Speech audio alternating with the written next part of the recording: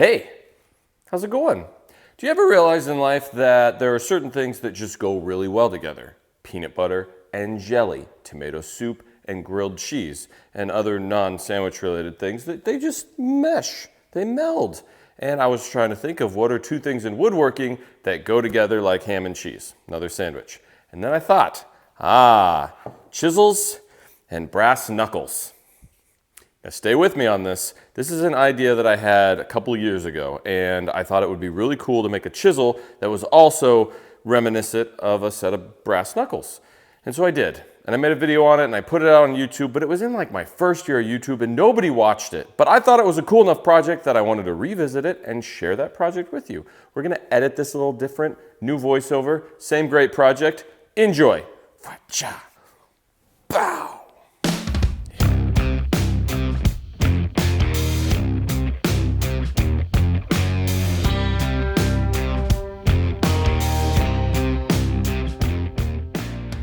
Now, I know what you're thinking, brass knuckles and chisels? What is your problem, Jason? Well, I just sometimes have these ideas, and the best thing to do is to flush them out so they're not stuck in my brain like a sneeze that didn't happen.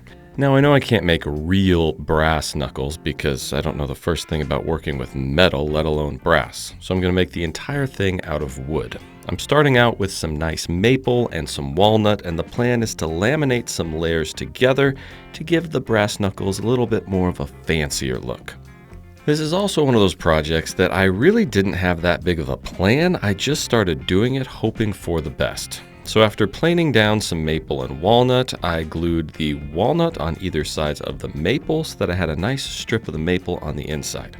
I put the entire thing in clamps and stood around and waited for the glue to dry. Once that happened, I took it out of clamps and it was time to flush up my sides over on the joiner.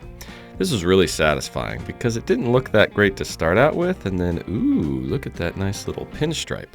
With a flat edge on one side, I went over to the table saw, got a flat edge on the other side, and then I ran the whole thing through the planer a couple times to bring that walnut down a little thinner.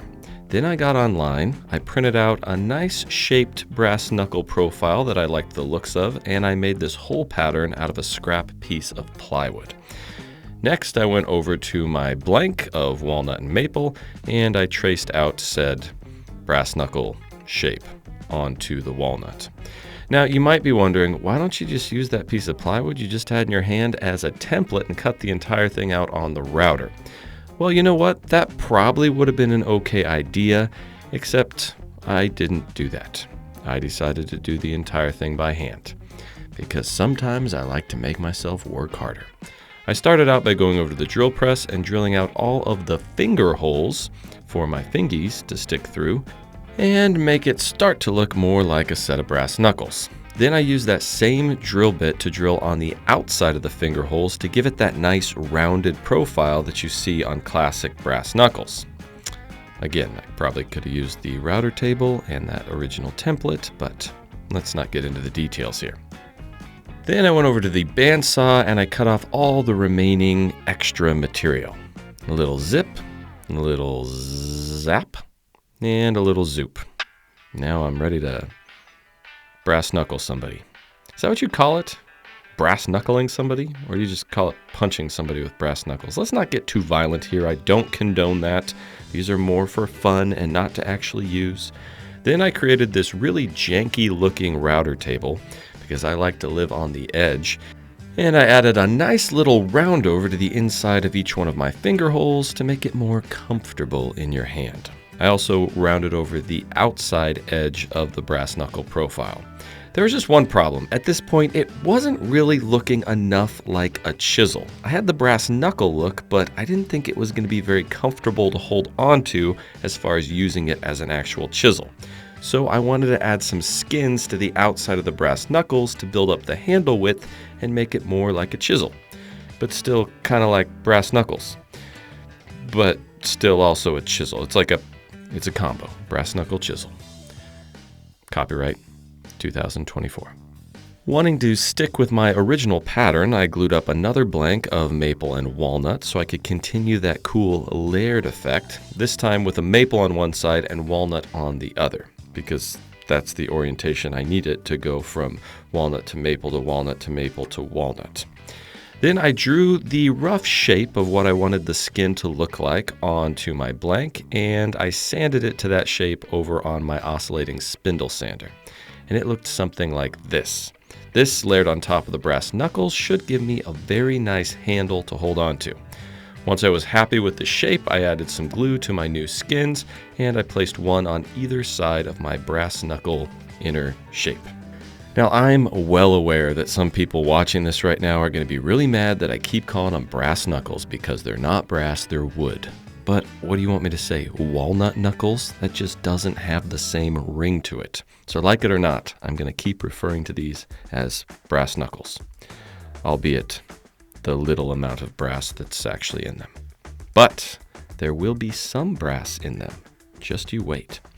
Once I had the skins nice and glued up, I clamped them very carefully onto my brass knuckle shape to hold it in the right place, and then I sat back and waited for that glue to dry.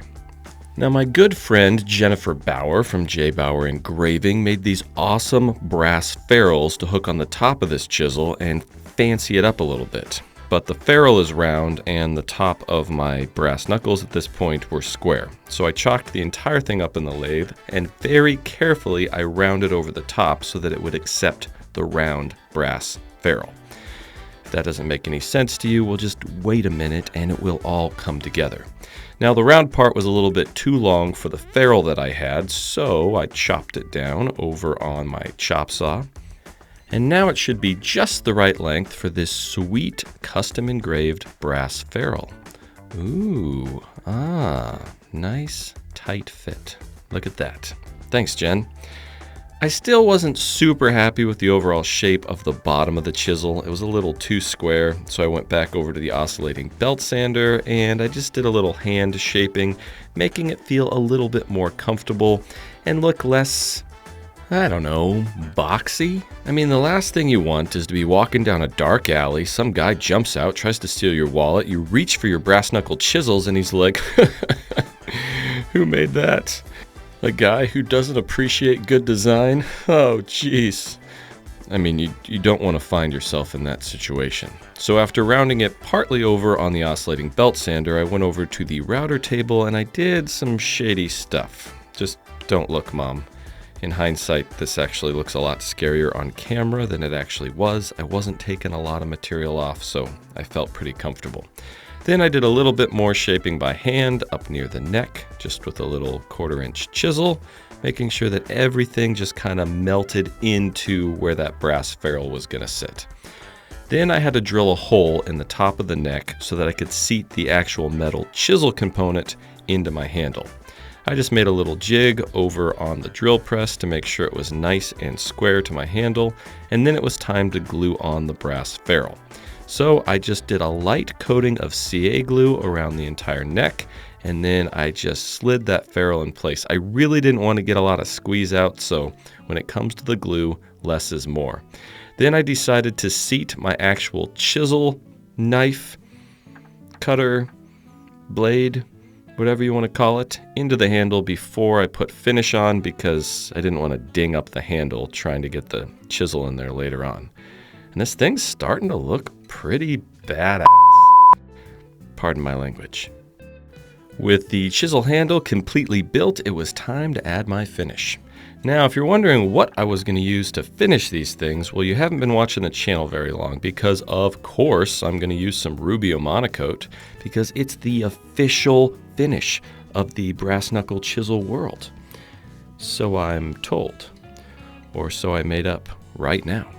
I taped off my chisel blades and ferrules because I didn't want to get oil all over them. I whipped up a nice smattering of Rubio Monocoat, and then very carefully I worked it into every single nook and cranny that chisel had to offer. Pretty soon they were all oiled up like Chris Farley eating some greasy French fries, and they were looking good. Are they the most practical thing in the wood shop? Probably not, but sometimes practicality is neither here nor there. Sometimes you get an idea in your head and you just have to make it come to life because it's just way too cool not to. And I think that's true with these chisels. Are these available for sale on my website? No, sorry, they took too long to make. But if you are looking for a handy chisel, the Bourbon blade is available online right now at bourbonmoth.com. So go get yourself one. And remember that I don't condone violence in any way. This was just a fun project.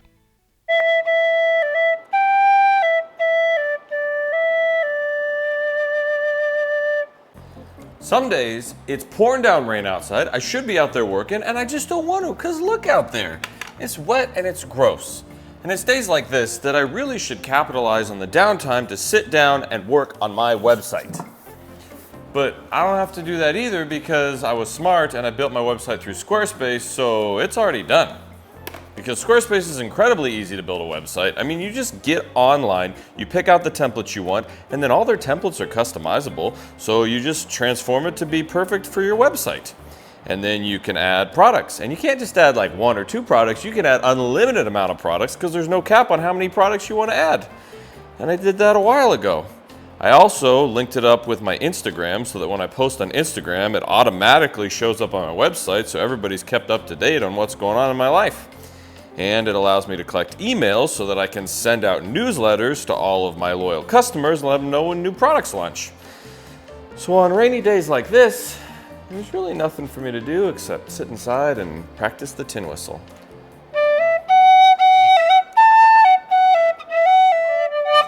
So if you want to check out Squarespace, it's really simple. Just go to squarespace.com/bourbonmothwoodworking and you're going to get 10% off your first purchase of a website or domain.